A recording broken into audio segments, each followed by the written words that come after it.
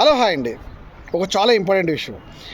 మన గుళ్ళ దగ్గర కానీ ఇంకెక్కడ కానీ అన్నదానం చేస్తారు. నిత్య అన్నదానం లేదా చలివేంద్రం. ఈ రెండు ఐటమ్స్ని ఎందుకు ఇవ్వాలి? డబ్బు ఇవ్వచ్చు కదా, బట్టలు ఇవ్వచ్చు కదా. ఈ రెండు ఐటమ్స్ ఎందుకు ఇవ్వాలి? దానికి చాలా అర్థం ఉంటుంది ఈ గ్రంథాల్లో. అదే అండి, మహాభారతంలో కర్ణుడు చనిపోతాడు కదా. కర్ణుడు చాలా దానశీలి. ఆ కర్ణుడు చనిపోతే స్వర్గానికి డైరెక్ట్గా వెళ్ళిపోతాడు. వెళ్ళే ముందు మన యముడు అన్ని వజ్ర వేడియారు అన్నీ ఇస్తాడు ఆయనకి, కానీ అన్నపాలన మాత్రం ఇవ్వడు. అప్పుడు కర్ణుడు అడుగుతాడు, నాకు అన్నీ ఇచ్చావు, ఆ రెండు ఎందుకు ఇవ్వలేదని అడిగితే, నువ్వు అన్నీ ఇచ్చావు, అందరికీ నీ అంతా పంచిపెట్టావు, కానీ ఈ రెండే ఎవరికి ఇవ్వలేదంటావు. అప్పుడు కర్ణుడు, బాసు నేనే అనాథిని, నాకు ఎవడో ఒక రెండు మెతుకులేసి తినేవాడిని కాబట్టి నేను ఎలాగ ఇవ్వగలను అని చెప్తాడు.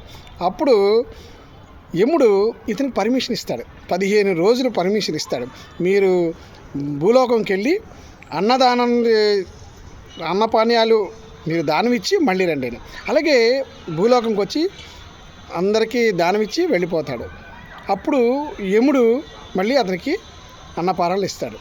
సో అందువల్ల ఇక్కడ అన్నదానం చేస్తారు. అన్నదానం చేస్తే మనం డైరెక్ట్గా స్వర్గంలోకి వెళ్ళిపోతామని, ఆ స్వర్గంలో మనకి వస్తుందని మన గ్రంథాలు చెప్తున్నాయి.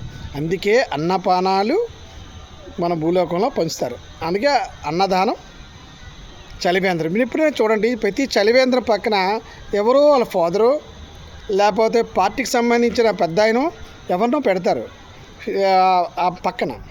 దానికి ఇది లింక్ అనమాట. గొడవ పార్ట్ బాయ్.